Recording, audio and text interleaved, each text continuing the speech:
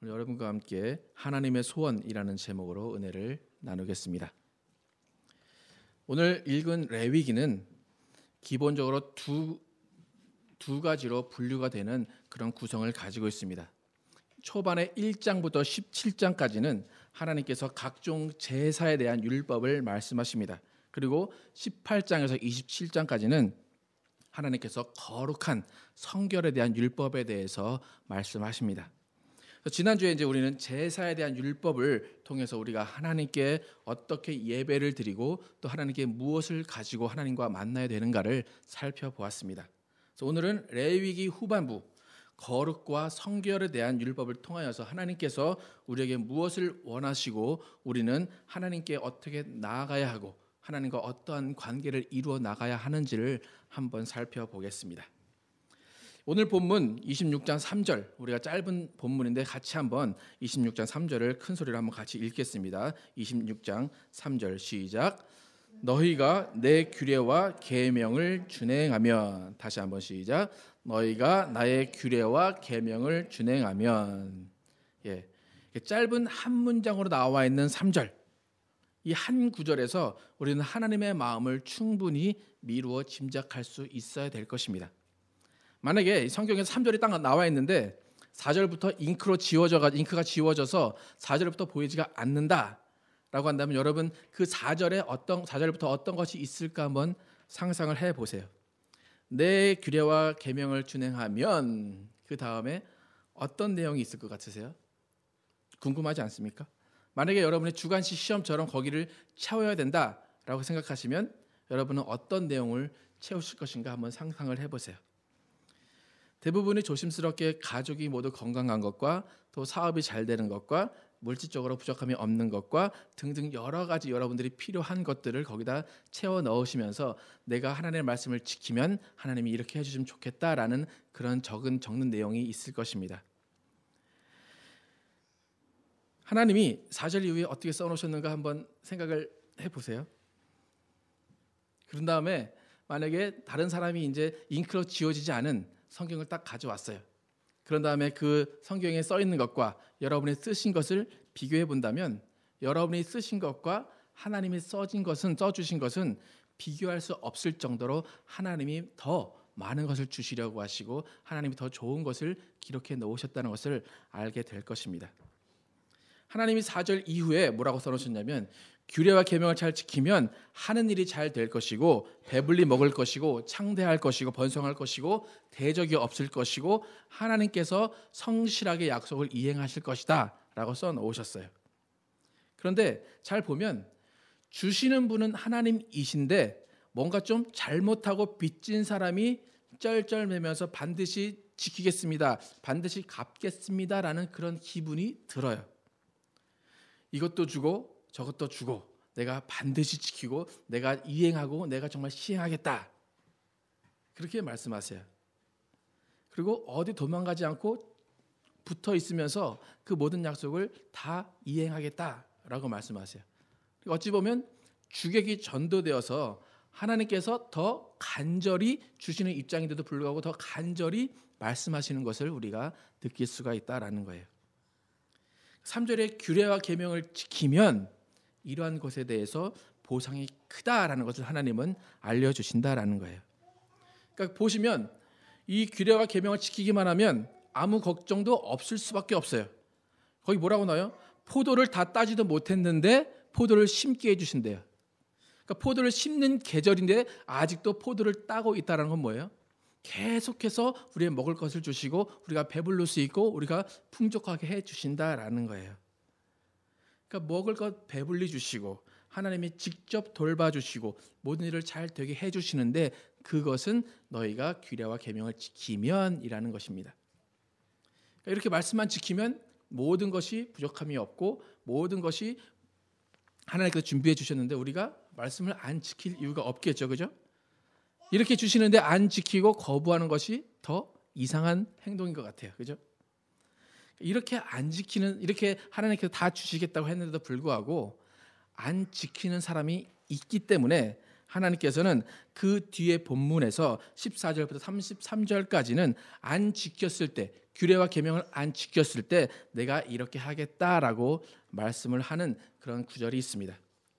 그런데 지키지 않았을 때 이렇게 하겠다라는 그런 구절들의 구조를 보면 이 앞에서는 지키면 이렇게 하시겠다라고 한 문장과 조금 다른 구조를 가지고 있음을 알게 돼요.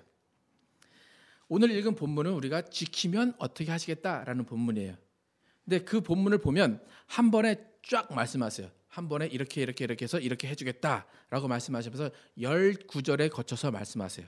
그런데 지키지 못했을 때 이렇게 하겠다라고 한 것은 20절 분량의 말씀을 할애하신다라는 거예요.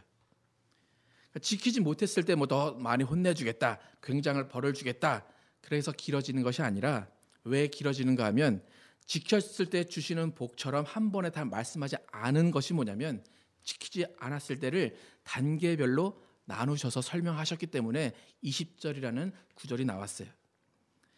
그러니까 18절에 보면 이렇게 말씀하세요.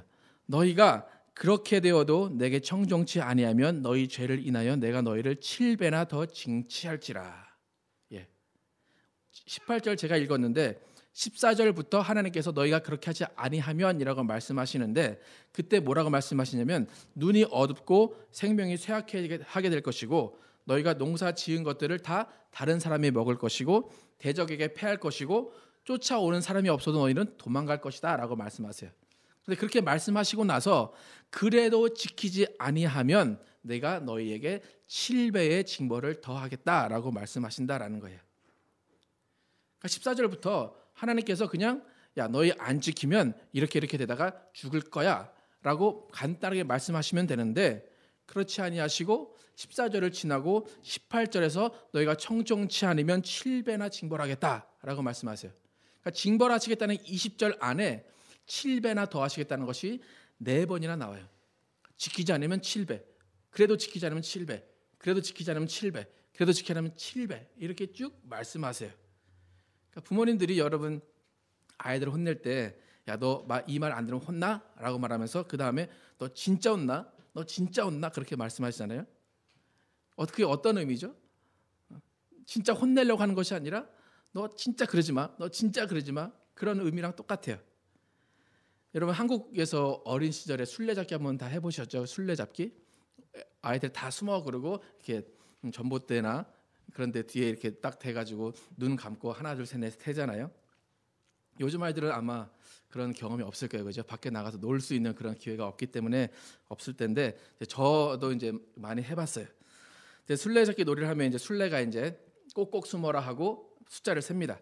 그러니까 열이면 이제 하나 둘 셋 넷 다섯 해가지고 10까지 세야 되는데 1, 2, 3 세다가 9까지 가면은 술래가 숫자를 그 다음부터 늘리기 시작해요. 어떻게 늘리죠? 9반, 9반에 반에 반, 9반에 반에 계속 반만 하다가 그 앞에 숫자보다 더 긴 시간을 할애해서 계속해서 9에서 멈춰 있어요. 보통 아이들은 바로 가서 세야 되는데 왜 그런지 모르지만 술래는 꼭 그렇게 9에서 멈춰서 10을 못 갈 때가 많이 있다라는 거예요. 그러니까 무한대로 9을 나눠요. 9, 반 나누다가 끝에 이제 10을 세기 전에 뭐라 그래요? 다 숨었냐 물어봐요. 다 숨었니? 물어보고 아무 소리 없으면 혼자 10 하고 가서 찾기 시작한다는 거예요. 다 그런 경험 해보셨죠? 네. 이때 술래의 마음은 어떤 마음이에요? 애들을 찾겠다는 거예요? 안 찾겠다는 거예요? 네. 그렇게 9에서 멈춰서 반을 끊임없이 나눈다는 것은 숨을 기회를 충분히 주겠다라는 거예요. 그렇게 꼭꼭 잘 숨어서 나한테 걸리지 마라. 그렇게 기회를 줬는데도 못 숨으면 그건 내 잘못이 아니라 네가 못 숨은 거다라는 의도가 담겨 있다라는 거예요. 하나님도 똑같아요. 이 레위기에서 숨바꼭질의 순례가 그렇게 9반 나누는 것처럼 하나님도 계속해서 그렇지 않으면을 말씀하신다라는 거예요. 그러니까 7배나 그렇게 하는 것은 진짜 벌을 주시겠다 그것이 아니라 한 번에 끝내시겠다 그것이 아니라 정말 그래도 기회를 주시고 걸리지 마라 계속 말씀하신다라는 거예요. 이렇게 하나님은 어떻게 해서든지 사람들이 규례와 계명을 지키기를 원하시고 그것을 지키면 어떻게 해서든지 큰 복을 주기를 원하시는 분이시다라는 거예요. 하나님은 왜 사람들에게 이렇게 말씀을 지키라고 하시고 꼭 그렇게 안 지키면 안 된다는 말씀을 계속 반복해서 하실까? 그 이유는 무엇인가 하면 너희가 나와 함께 살고 나의 것을 누리기 위해서 나의 공간에 들어와야 된다라는 것을 말씀하시고 싶으신 거예요. 하나님과 함께 살 수 있는 그 공간은 무엇인가 하면 하나님이 말씀하시고 그 말씀을 들어 순종하는 그 공간이다라는 거예요. 하나님께서 미리 준비해 두신 언약의 공간에 들어와서 하나님과 함께 살자라고 하나님은 초청하고 계시다라는 거예요. 그러니까 우리가 하나님과 함께 살기 위해서 하나님과 동행을 하기 위해서는 하나님의 말씀 안에 들어가 살 수밖에 없다라는 거예요. 너희가 내 계명과 규례를 준행하면, 이 말씀 뭐냐면 너희가 나의 공간, 나의 품에 들어오면 이라는 말과 똑같다라는 거예요. 하나님의 사람들이 계명을 지켜나갈 때 그 사람들이 하나님의 말씀의 공간, 말씀의 세계로 들어갈 수가 있다라는 거예요. 그렇게 되면 하나님의 일과 하나님의 역사가 진행되는 그 영광스러운 자리에 그 말씀을 지키는 사람들이 들어가 있을 수 있다라는 것입니다. 말씀을 지킨다는 것, 말씀을 준행한다는 것은 그 하나님의 거룩한 말씀의 세계에 들어간다라는 거예요. 그러니까 그 세계에 들어가 봐야 그 세계가 어떤 건지 알 수가 있어요. 폭포수는 계속 떨어지고 강물은 계속 흐릅니다. 그런데 그 폭포수와 강물의 시원함을 맛보기 위해서는 그 물에 우리가 몸을 담그고 그 물을 만져봐야 돼요. 그렇듯이 하나님께서는 우리에게 모든 것을 주길 원하시는데 그 말씀 안에 모든 것을 담아두시고 말씀 안에 들어와라 라고 우리에게 말씀하신다라는 거예요. 그래서 말씀 안에 들어가서 지키고 행할 때에 하나님께서 가지고 계신 모든 것을 경험할 수 있다라는 것입니다. 구약에 또 신약에 많은 이적들이 있습니다. 근데 그 이적들이 나의 이적이 되기 위해서는 내가 하나님의 말씀 안에 들어가야 된다는 거예요. 말씀 안에 들어가지 않으면 전능하신 하나님, 사랑의 하나님, 진리의 하나님은 그냥 남의 이야기고 하나의 책의 이야기일 뿐이다라는 거예요. 그렇기 때문에 하나님께서는 나를 경험해라, 나를 만나라 그 말씀을 하시면서 내 안에 들어와서 내 말을 지켜라 라고 하신다라는 거예요. 그런데 사람들이 말씀의 세계에 들어가 봐지도 않고 판단하면서 하나님을 제한합니다. 쉽사리 말씀 안에 들어오려고 하지 않아요. 이스라엘도 하나님께서 택하셨어요. 말씀을 지키면 모든 걸 다 주시겠다라고 말씀하셨어요. 그런데도 계속해서 그 말씀에 가까이 하지 않는 모습을 보게 됩니다. 그러니까 하나님이 원하시는 것은 뭐냐면 말씀 안에서 같이 집 짓고 같이 살자라는 것인데 사람들은 그것을 부담스러워한다라는 거예요. 오늘 본문 11절과 12절을 한번 같이 한번 읽어보겠습니다. 시작. 내가 내 장막을 너희 중에 세우리니 내 마음이 너희를 싫어하지 아니할 것이며 나는 너희 중에 행하여 너희 하나님이 되고 너희는 나의 백성이 될 것이니라. 예. 하나님은 아예 집을 같이 짓고 살자라고 하세요. 그리고 너희가 걸어갈 때 나도 같이 걸어가고 너희가 쉴 때 같이 쉬고 누워 있을 때 같이 누워 있으면서 함께 생활하자. 그러면서 너의 하나님이 되겠다라고 말씀하세요. 그리고 그렇게 하면 내가 너희를 싫어하지 않겠다라고 말씀하세요. 12절에 행하여, 이것을 영어 성경에서는 walk라고 나와요. 함께 걸어가겠다, 함께 동행하겠다라는 거예요. 그러니까 우리가 말씀을 지키면 우리가 하나님을 따라서 같이 가는 것이 아니라 하나님이 우리와 함께 걸어주시겠다라는 거예요. 그 빛 되신 분께서 함께 걸어가 주시기 때문에 어둠이 우리를 막을 수가 없다라는 거예요. 사망의 음침한 골짜기를 가도 해가 두려워하지 않는 것은 뭐냐면 하나님이 우리와 함께 걸어가시기 때문이다라는 거예요. 아무리 어려운 해가 올지라도 그 가운데 환난 가운데 우리가 넘어지지 않는 것은 하나님이 함께 걸어주시기 때문이다라는 거예요. 그런데도 하나님과 동행하는 사람들의 수가 그렇게 많지 않음을 우리는 성경 통해서 많이 볼 수가 있습니다. 구약의 사람들의 문제가 아니라 지금 우리 주위를 돌아봐도 하나님과 함께 걸어가는 동행하는 사람들이 많지 않다는 것을 우리가 잘 알 수가 있습니다. 또 주위의 문제가 아니라 우리 각자가 지금 하나님과 동행하고 하나님이 우리 중에서 행하시고 우리 안에 소원을 두고 계신가 하는 것입니다. 하나님께서 이스라엘에게 내가 너희 중에 행하여 너희 하나님이 되겠다라고 하신 것처럼 하나님은 여전히 우리에게도 하나님의 소원을 두시고 하나님의 그 소원을 행하시기를 원하시는 분이십니다. 빌립보서 2장 13절에서 16절을 함께 한번 읽어보겠습니다. 빌립보서 2장 13절에서 16절 같이 한번 읽겠습니다. 시작. 너희 안에서 행하시는 이는 하나님이시니 자기의 기쁘신 뜻을 위하여 너희에게 소원을 두고 행하게 하시나니 모든 일을 원망과 시비가 없게 하라. 이는 너희가 흠이 없고 순전하여 어그러지고 거스르는 세대 가운데서 하나님의 흠 없는 자녀로 세상에서 그들 가운데 빛들로 나타내며 생명의 말씀을 밝혀 나의 발걸음이 헛되지 아니하고 수고도 헛되지 아니하므로 그리스도의 날에 내가 자랑할 것이 있게 하려 함이니라. 지금 바울이 뭐라고 말씀하나요? 우리 안에서 행하시는 이는 하나님이시다라고 말씀하고 있다라는 거예요.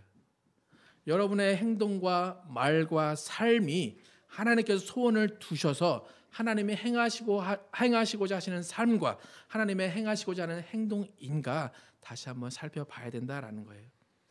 우리가 하는 행동하는 행동들 또 우리가 살아가는 삶이 과연 하나님이 소원을 두시고 하나님이 목적하신 삶인가 아니면 우리가 목적하고 우리가 이끄는 삶인가를 살펴봐야 된다라는 거예요.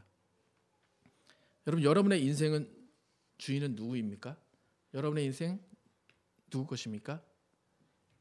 어떤 분은 내 인생 내 것인데 왜 내 마음대로 못 사냐? 내 마음대로 사는 게 무슨 문제냐라고 말씀할 수 있어요. 하지만 만약 여러분이 구원받은 사람이다라고 인정을 한다면 여러분의 인생은 여러분의 것이 아니라 예수님의 것임을 인정해야 된다라는 거예요. 구원받지 못하고 하나님과 상관없는 사람들은 자신의 인생을 살아도 돼요.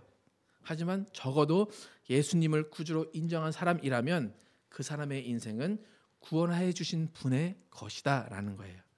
그러니까 당연히 구원해 주신 분께서 그 안에 하나님의 소원을 두시고 행하셔도 아무런 문제가 없다라는 거예요. 남의 집에 들어온 것이 아니라 우리 집에 들어와서 우리 집에서 우리가 행하는 것처럼 똑같이 하나님도 우리를 성전 삼으시고 우리 안에서 그의 뜻을 두시고 그의 소원을 두시고 행하신다라는 것입니다. 고린도후서 13장 5절에 너희가 믿음에 있는가 너희 자신을 시험하고 너희 자신을 확증하라. 예수 그리스도께서 너희 안에 계신 줄을 너희가 스스로 알지 못하느냐. 그렇지 않으면 너희는 버리운 자니라 라고 말씀해요. 만약 여러분 중에 나는 내 것이지 왜 하나님의 것이야 라고 반문하신다면 하나님은 여러분을 버리운 자로 취급하실 수가 있다라는 거예요. 우리는 하나님께서 우리 안에서 소망을 두시고 그가 행하고자 하시는 일을 행하는 사람들이 되어야 될 것입니다. 그것이 바로 복이다라는 거예요. 하나님은 우리 안에 그의 말씀을 두시고 그 말씀으로 행하게 하시는 분이시다라는 거예요. 바울이 빌립보서 2장 16절에서 빌립보 교회를 향해서 하신 말을 기억하세요. 생명의 말씀을 밝히라라고 말하고 있어요. 생명의 말씀을 밝히라 이것은 뭐냐면 생명의 말씀을 붙잡고 가라라는 거예요. 하나님께서 소원을 두시고 행하는데 그 행하시고자 하는 말씀, 그 말씀을 끝까지 붙잡고 나감으로써 그리스도의 날에 우리 모두가 그리스도의 앞에서 자랑할 수 있는 사람들이 되자라는 거예요. 오늘 제가 이렇게 설명하고 이렇게 말씀드리는 것도 우리 모두가 세상의 빛으로 살아나가면서 말씀을 붙잡고 말씀을 따라 살아서 그리스도를 만나는 그 날에 서로가 자랑이 되자라고 지금 말씀을 드리고 있는 것입니다. 여러분 미국에서 이제 야구 선수 중에 LA 다저스에 있는 유현진 선수나 텍사스에 있는 추신수 선수 여러분 자랑스럽게 생각을 하시죠. 그래서 미국 사람들을 만나면 아, 저 사람은 한국 사람이야. 저 사람 한국에서 유명했던 사람이야라고 자랑을 합니다. 그러니까 바울이 말하는 것도 우리가 그리스도의 날에 주님 앞에서 서로를 바라보면서 서로를 자랑하게 하자라는 거예요. 우리 모두가 하나님께서 소원을 두시고 행하신 사람이라는 것을 기쁘게 자랑하자라는 거예요. 여러분 오늘 여러분 안에 하나님께서 어떤 소원을 두셨는지 여러분 알고 계십니까?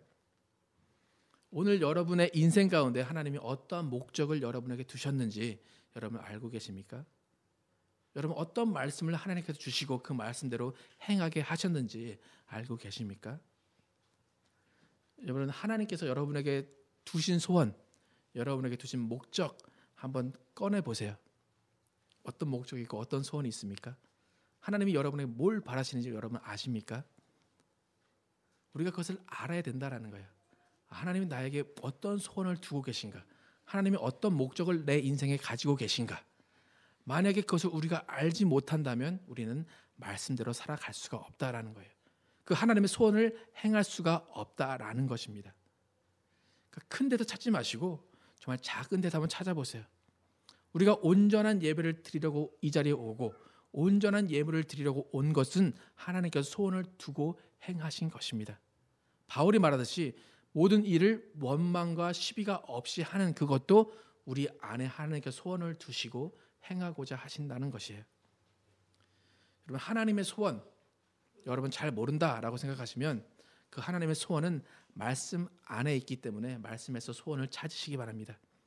괜히 산에 올라가서 하나님 나에게 소원을 주세요. 나에게 목적을 알려주세요. 그렇게 하지 않으셔도 매일 성경을 펴시고 하나님의 소원을 여러분의 안에 담으시기 위해서 성경을 읽으시면 그 안에서 하나님의 소원, 하나님의 목적을 알 수 있다라는 것입니다.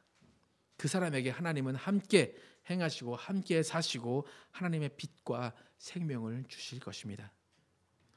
우리는 생명의 말씀을 굳게 붙잡고 정말 말씀대로 사는 삶을 살아야 됩니다. 그 삶을 살면서 그 삶을 사는 사람에게 어떻게 하나님이 보응하시고 어떻게 하나님이 복을 주시는지 우리가 드러내야 된다라는 거예요. 또 교회에서는 원망과 시비가 없이 말씀대로 행하는 교회가 되어야 됩니다. 그런 교회에게 어떤 복과 어떤 은혜가 내려지는지 우리가 직접 경험하기를 바랍니다. 교회 안에서 원망과 시비가 없이 하나님의 소원을 행하는 것은 한 사람만, 믿음 좋은 한 사람만 하는 것이 아니라 정말 온 교회가 함께 나서서 하나님의 소원을 마음에 두고 행해야 된다라는 것입니다. 각자의 자리에서 믿음의 분량대로 하나님이 두신 소원, 그 목적을 이루어 나가시기 바랍니다. 이제 수요일부터 사순절이 시작이 됩니다. 만약 여러분 안에 여러분이 계시고 하나님이 여러분 안에 소원을 두셨다라고 한다면 여러분은 예수님의 고난에 동참하시기를 바랍니다. 예수님의 가신 길을 함께 걸어가시기 바랍니다. 그렇기 때문에 시간을 정하셔서 기도하시고 말씀 묵상하셔서 여러분 안에 있는 주님과 동행하시는 사순절이 되시기 바랍니다. 그렇게 기도하고 묵상하는 그 모습이 하나님이 소원을 두고 행하시게 하는 모습이다라는 것입니다. 여러분은 여러분의 힘으로 예배드리고 여러분의 힘으로 기도하는 것 같지만 그것이 아니라 하나님이 기도하게 하시고 하나님이 예배하게 하시고 하나님이 찬양하게 하시기 때문에 여러분이 찬양하고 기도하고 말씀을 읽고 예배드릴 수 있다라는 것입니다. 만약 여러분이 그 일을 감당하지 못한다, 그 일을 행하지 않는다라는 것은 뭐냐면 하나님께서 여러분 안에 소원을 두지 않으신다라는 거예요. 하나님이 우리에게 소원을 두지 않으시면 그거보다 더 비참한 일이 없다라는 거예요. 하나님이 우리에게 내가 이 일을 왜 쓰겠다라고 하셔야 되는데 그렇지 않고 찾지도 않으시고 너 필요 없어. 너 와도 별로 쓸모 없을 것 같아. 그러면 우리의 인생은 너무나 무가치한 인생이 될 수밖에 없다라는 거예요. 우리는 정말 하나님이 쓰시고자 하는 그 일에 사용되어야 된다라는 거예요. 하나님이 쓰시려는 목적에 우리가 맞게 살아가야 된다라는 것이에요. 하나님에게 필요한 사람이 되시기를 바랍니다. 우리의 인생이 하나님의 목적에 맞게 하나님의 목적대로 살아가기를 바랍니다. 그 목적이 우리의 인생을 이끌고 가야 됩니다. 그래야지만 그 그리스도의 날, 그 마지막 날에 우리가 서로를 자랑하면서 기쁘게 그 날을 기다릴 수가 있을 것입니다. 오늘 여러분과 저는 말씀을 준행하라 라고 하신 하나님의 소원을 깨달아 알았습니다. 이제부터 우리의 인생은 우리의 목적이 아닌 하나님의 목적을 따라 살면서 말씀을 준행함으로 하나님과 같이 걸어가고 하나님과 같이 쉬고 하나님과 같이 일하는 여러분과 제가 되기를 축원합니다. 그래서 하나님께서 주시는 모든 혜택과 복을 누리시기 바랍니다. 하나님이 어떻게 채워주시는가 우리가 경험하기를 바랍니다. 그래서 그 모든 것을 주시는 하나님께 영광 돌리고 찬양하는 인생을 사시는 여러분과 제가 되기를 예수 이름으로 축원합니다. 기도하시겠습니다.